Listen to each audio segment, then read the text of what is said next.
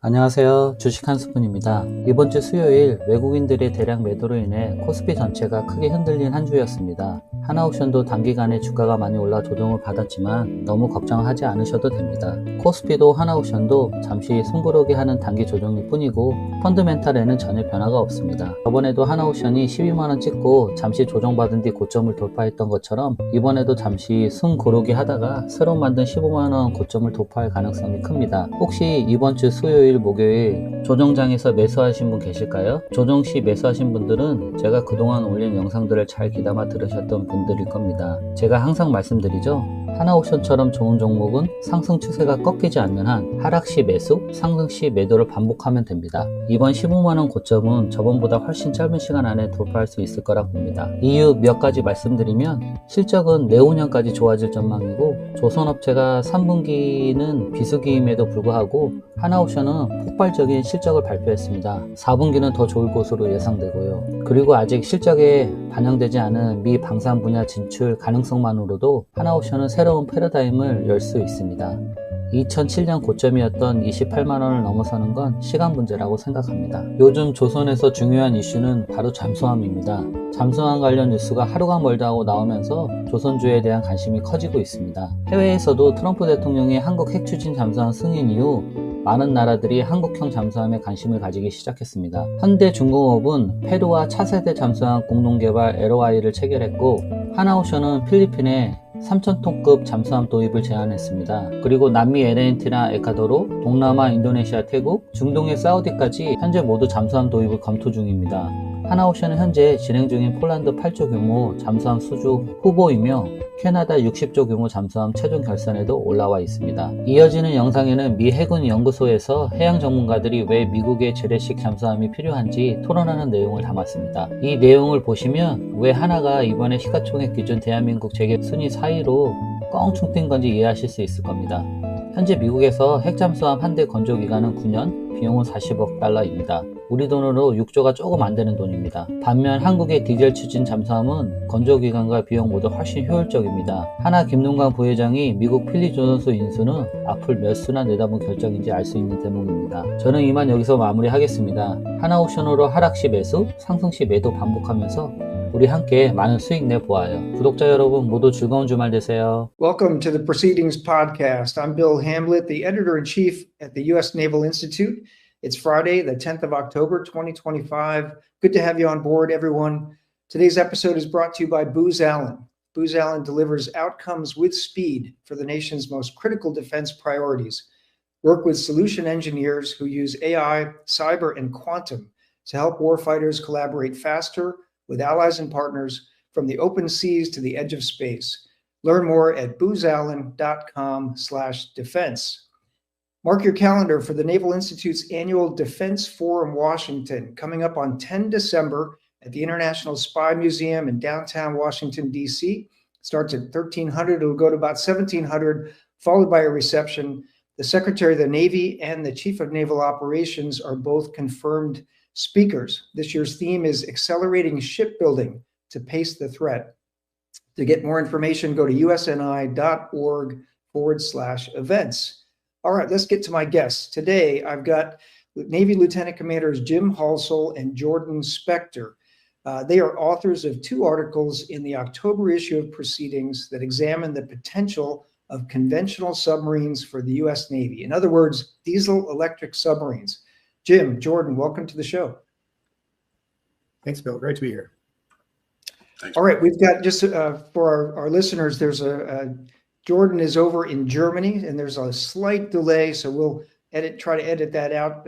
But if that comes across, it's because of the internet connection in Germany. But first, let's start with introductions. Tell our listeners about yourselves. I'll start with Jim. Well, Bill, I am an enthusiastic submariner. So I originally enlisted in the Navy in 2003 as a submariner, where I was a nuclear electrician's mate. I did a sea tour on USS Bremerton, and from there rotated back through the Navy's nuclear power school. I eventually commissioned via officer candidate school, and then went back to submarines. So I've since been operational mostly on fast attack submarines out of Pearl Harbor, and spent a lot of time deployed in the Western Pacific. I actually had the pleasure of meeting Jordan We were both students at the same time at Johns Hopkins School of Advanced International Studies here in Washington, D.C. So we've actually crossed paths before. Nice. All right. Jordan. Yeah, Jordan Spector, currently with Special Operations Command Europe. Spent most of my career within Naval Special Warfare Group 8, which is the undersea command of Naval Special Warfare. Done deployments across the globe within that. So within EUCOM, AFRICOM, INDOPACOM, and as Jim said, was previously a student at Johns Hopkins as part of the Master in International Public Policy. Great to be here. All right, and I'll point out that you guys have both just finished this year your Federal Executive Fellowships. Jim, you were with us here at the Naval Institute, and Jordan, you were at Johns Hopkins SICE, I think, and both of you were prolific authors. So we published at least 2 or 3 pieces by both of you in proceedings, and I'm sure you both wrote for other publications as well. So it's common for Federal Executive Fellows to spend a year at a think tank or in a educational setting and write 1, maybe 2 articles, but you guys were much more prolific than that. So I applaud you for your hard work and your daring to read, think, speak, and write. So Jim, let's talk about articles, both your articles a little bit. I'll start with yours. It's titled "Conventional Submarines Would Bring Affordable Lethality." So just give us a broad overview on submarine affordability, if you will. Certainly. Well, the fast attack submarines that we were building at this point are the Virginia class. And those are, of course, nuclear powered fast attack submarines. And they cost a little bit over $4 billion per hull right now. They take about 9 years on average to build. And then there are some estimates that the average maintenance costs for a Virginia class submarine run about $58 million a year. So they're quite expensive. And not only are they expensive in terms of dollars, but they are also quite costly in terms of capabilities. So these are multi-mission platforms that require the crews to undergo a lot of training in several different mission areas, which at times, when you're on board one, can sometimes make you feel like a bit of a jack of all trades and master of none, because you're moving from strike missions to anti-submarine warfare missions to ISR missions. And so it can be quite costly in terms of human capital as well. Yeah, that's a great point. 9 years to build a Virginia-class submarine and $4 billion per hull. So a term that is often used when we describe things like B-2s and submarines and aircraft carriers and F-35s is exquisite platforms, right? These are exquisite platforms. So Jordan, your article is titled "The Path to a Bigger Submarine Fleet Includes Diesels." And there's some overlap with Jim on affordability, but you point out under the current plan, the Navy is looking to grow over the next 30 years its fleet of attack boats from 49 SSNs now to about 66 in the year 2054. So that's a growth of 17 boats over 30 years. So you can't exactly say that that is rapid growth of a fleet. So what's wrong with that plan? Well, I think it's really important to state up front that a 66-boat attack submarine fleet with our current technological superiority would be absolutely incredible. We look towards the next block of Virginia class or the future of SSN-X. This would be an extremely impressive fleet. That said, it's not guaranteed. This is simply what the Navy is asking for. 30 years has not just political cycles within it, but also conflict cycles where these extremely expensive assets will have to compete for resources within a competitive prioritization cycle. And then we have the actual build rates and acquisition timelines, which are notoriously hard to stick. And I think ultimately, Jim and I kind of both come to the conclusion that even if we are optimistic about the future of those numbers or being able to achieve that, 66 boats just does not seem to keep pace with adversary growth rates or potential adversary growth rates. If we look at China as an example, China is expected to have an 80 boat fleet by 2035. So that's within the next 10 years. Now that's a high-low mix of both diesels and nuclear, and they are technologically behind us. But there's reason to be potentially concerned there as well, with the deepening relationship between Russia and the PRC. If it hasn't already happened, the risk of quieting technologies and advanced sensing capabilities being exported from Russia to China are certainly possible.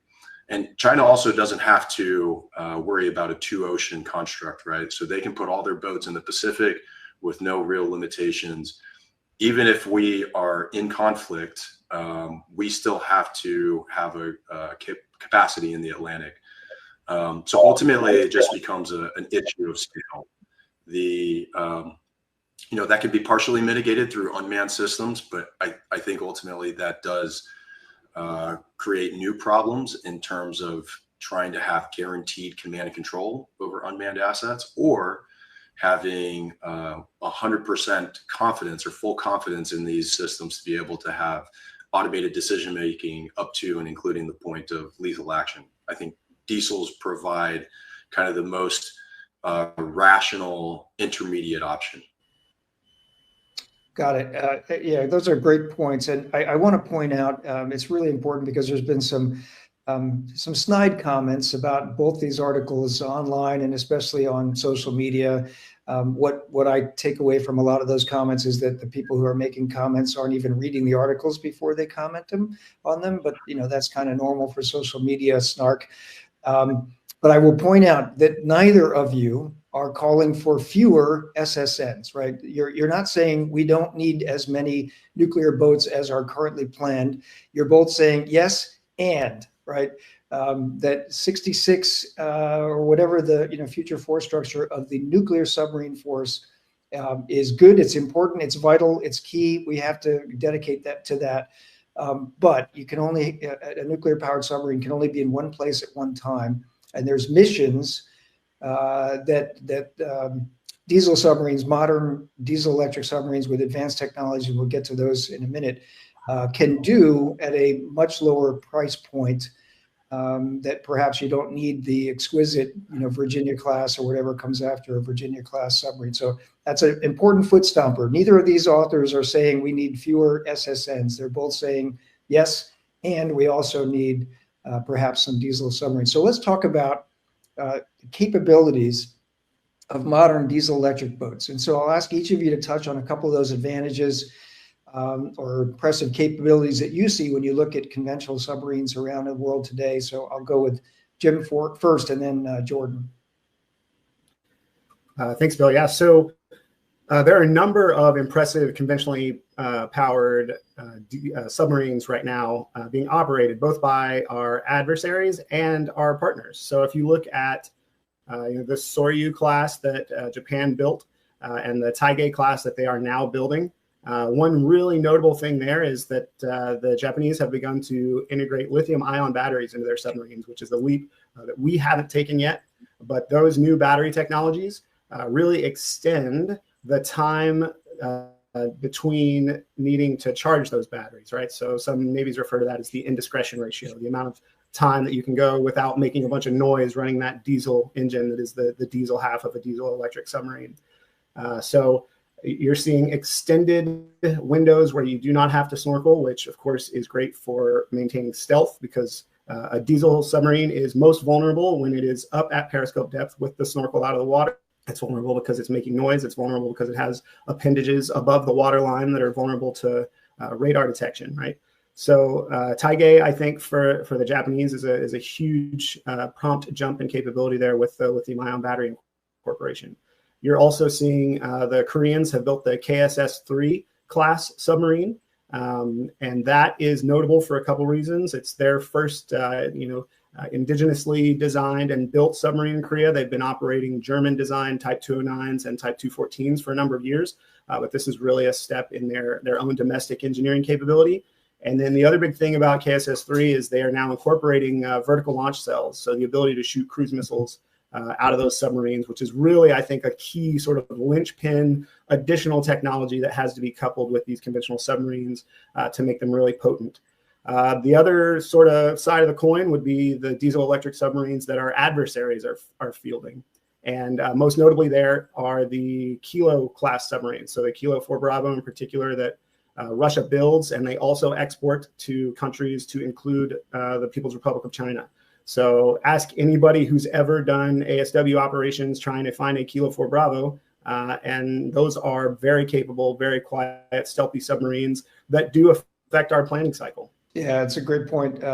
I remember I came to mind was the incident of the Song SS popping up in the wake of the Kitty Hawk aircraft carrier strike group out in the Pacific in, I want to say it was 2007 or 8, sometime in the mid to late 2000s. And that caught everybody by surprise. And there were a lot of investigations into how did we drop the ball? How did we not know that it was underway and track it? And so that was almost 20 years ago, a Chinese indigenously built diesel electric submarine, getting the better of a U.S. carrier strike group. So this is, these are capable platforms, right? They're quiet and they can lurk out there.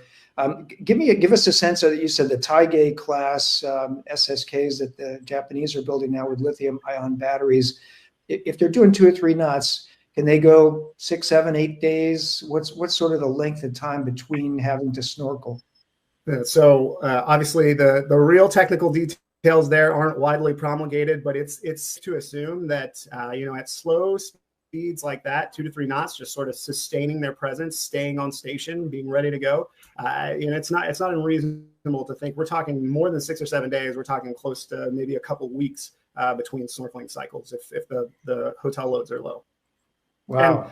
So, yeah, just to add on to that conversation about the Chinese diesel electric submarines sneaking up on U.S. aircraft carriers, between that time frame and now, the Chinese have also done that key step that I was alluding to earlier. They have also integrated anti-ship cruise missiles into their diesel electric submarines. So the Kilos, at a minimum, are highly suspected of being able to field both Chinese-built anti-ship cruise missiles, and then the Russians have their own variation, the Caliber weapon system, that are really capable anti-ship cruise missiles.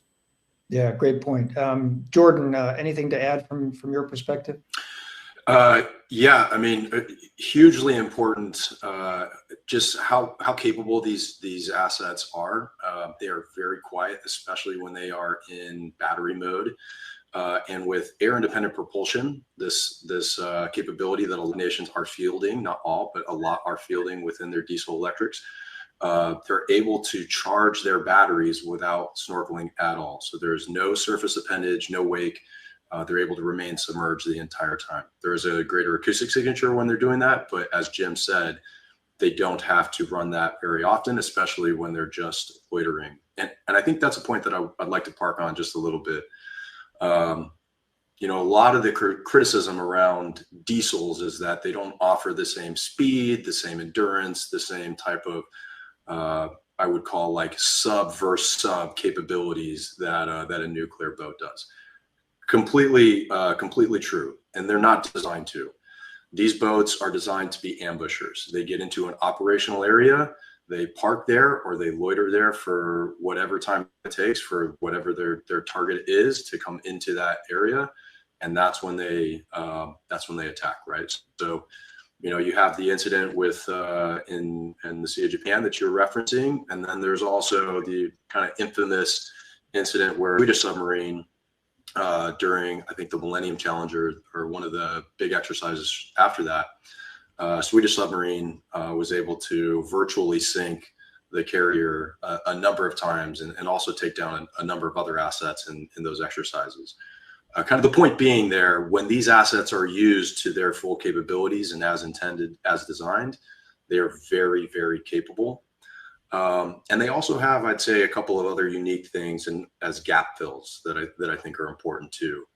And what I'll mention here is, a U.S. submarine, a standard template attack submarine for us is about 380 feet keel length and about 50 feet tall. That has some pretty significant operational limitations once you start getting into shallower bodies of water or more constrained areas. Diesels, which are half that size, many of them, they are able to get into these areas and operate with a lot more freedom than we can put our boats in. And they also have the ability to, many of them have the ability to kind of park on the seafloor, which again, lower very hard to detect. It makes them, gives them a lot more operational flexibility in some cases. Got it. Okay. Yeah, thanks. Great points. So we've had an ongoing discussion, and I consider your article as part of it, about shipbuilding in proceedings and also in events and conferences that we've been running at the Naval Institute this year. So, we touched on how much it costs and how long it takes to build a Virginia-class submarine. Not an insignificant national investment, essentially, in an exquisite capability. And some critics of your article of this idea, and I'm thinking of Bill Tody, who wrote something a couple of years ago, who just said, hey, we got to give up on this idea. Stop with the thoughts about diesel electric submarines, because it would distract from the industrial base building submarines here in the United States, right?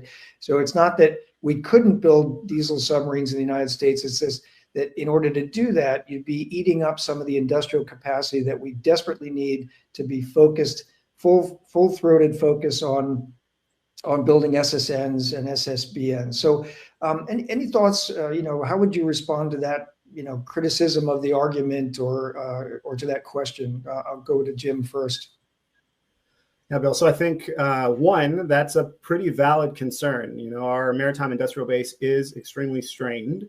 I would say the first counter to that is right now we depend on two yards, General Dynamics Electric Boat and Newport News, to build Virginia-class submarines. They are essentially the only yards capable of doing that. On one hand, building conventionally powered submarines, we could potentially expand the pool of players, so to speak, domestically here within the United States, right? There are other yards we could potentially source to build these non-nuclear submarines, because really the integration of the nuclear power unit is a really highly specialized skill, and that's kind of why the pool is limited. But the other, I think, more promising avenue to really making it a realistic venture to build these additional submarines is the incorporation of partners and allies. So the concept of friend shoring, or using the shipyard capacity of, say, Korea or Japan or Australia even, these are all nations that currently build and operate conventionally powered submarines. And that idea seems to be becoming more palatable in the legislative environment to ease some of the restrictions associated with outsourcing our warships, so to speak. So I think one of the really vital components and possibilities is, construction with an ally or partner, to include the potential to jointly develop, jointly field, and operate these submarines. So a couple of our partners already use the same combat control system. The Australians already use the same torpedoes that we do. So, the logical evolution of that relationship might be to jointly develop a class of conventionally powered submarines and have both of our navies field them. It would certainly enhance interoperability. Yeah, great point. That sort of co-production idea, and I'm reminded that the former Secretary of the Navy, Carlos del Toro, spent a lot of time visiting our shipyards in Korea and Japan, and I think in some of the European countries as well. And Secretary Phelan, the current Secretary of the Navy, has done the same. So that does seem to be a conversation that's gaining legs, is the idea that we could do some co-production, we could do some maintenance together. Remains to be seen if that can overcome sort of a hurdle in Congress, which, by the way, still hasn't passed a defense budget for 2026. So getting appropriations done on time seems to be a real challenge, here in the United States. But Jordan, anything to add to the idea of how do we help the industrial base here with this?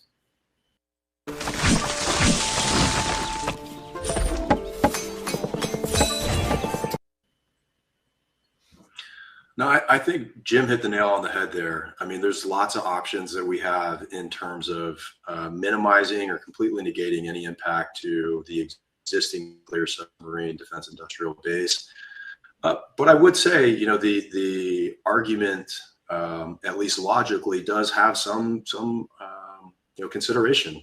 If we're talking true zero-sum resourcing across the entire national defense fiscal landscape, then yeah, if we devote however many $12 billion or however many to buying a fleet of 20 diesel boats, that will come at the cost of buying 3 Virginia class submarines or 1.5 SSNX or whatever the happens to be when that plan is made, even if those are in addition to the 66 boats that the Navy is asking for. The other thing I'll say is I think this argument cuts in both directions. Jim already highlighted the fact that there's only 2 places where our submarines are built. Our defense industrial base is remarkably fragile in that regard. And if we are going to attempt to expand it and quickly, then the easiest place and probably the best place to do it is within these conventional powered diesel electric submarines. Yeah, good point. So another challenge to having a mixture, a fleet that's got nuclear submarines and conventionally powered submarines is managing career paths. And Jim, you were both an enlisted submariner and an officer serving on SSNs. Would reintroducing conventional submarines, would that create separate career paths and training programs, and also the idea of an elite versus a non-elite community, nuclear being elite and non-nuclear possibly being seen as a second-class citizen? Do you see those as significant problems, easy problems to overcome, or is it something that the 2 career paths just could be merged and people could serve on both types of boats? In short, I think the last solution you've presented there is the right answer. I mean, the reality is within our current submarine force, there's sort of a nuclear submarine force and a non-nuclear submarine force that coexist, right? So particularly, let's start with enlisted sailors. So you have nuclear trained rates. So your nuclear electricians, electronics technicians, and machinist mates. Those are nuclear power trained operators who would continue to serve presumably their whole submarine career on nuclear powered submarines. At the same time, on nuclear submarines today, you have auxiliary machinist mates who, by the way, already operate things like diesel engines, hydraulic systems, fluid systems, all the sorts of engineering systems that a conventionally powered submarine would have. And then you also have all the folks associated with navigation, weapons, sonar, all that kind of stuff, communications, right? And kind of the 2 don't really mix all that much, right? In terms of assignments. And so they don't all have to go to nuke power school. That's right. So I don't see a problem in the enlisted rates with managing sort of 2 different types of propulsion within the same submarine force. With officers, I see where the question is a little more valid, but I think at the same time we already have the same sort of coexistence happening. So in our Navy, all submarine officers start off in the engineering plant, right? Your first tour as a junior officer, you typically spend 12 to 18 months as a nuke, as we say, right? You're the division officer for an engineering division in the nuclear world. Around the 18-month point, you go off to do your prospective naval engineer officer exam. And when you come back from that, there's this sort of unofficial handoff that you've graduated from the engine room and you become a forward officer, right? So you become a division officer for a weapons division or communications or navigation or whatever the case is, right? And so I think that model, realistically, we would continue to send all of our submarine officers to nuclear submarines for their first tour, for their division officer tour. Then what currently happens is when you come back to your second tour to be a department head, you basically have 3 department heads. You have a 4th, but that's the supply officer. So you have 3 submarine officers in department head billets. Those are the engineer, the weapons officer, and the navigator or the operations officer. So the engineer is truly still a nuke, very involved in the day-to-day operation of the reactor plant. But those other 2 officers, the weapons officer and the navigator, they are largely consumed with non-nuclear issues that are based on tactical operations, the operational planning of the ship, navigating it, getting it where it needs to be, potentially employing weapons. And so I think there is a very viable career model where we have 1 submarine force, but then in your subsequent tours, you may go to a nuclear submarine, you may go to a non-nuclear submarine. And I think as far as like creating sort of a caste warfare division, I mean, look, those things exist in every military community to some extent. Even now in the submarine force, fast attack submariners versus ballistic missile submariners, deride one another for like their quality of life. The same thing happens in the aviation communities where, fighter guys are different than people who fly other airframes. So I think some of that is inevitable to a minor extent, but I don't think that it's a significant problem. The biggest problem is just we would need more submariners, right? That's a real constraint. We would need to get more submariners through our pipeline. Yeah, no, that's a good point. Okay.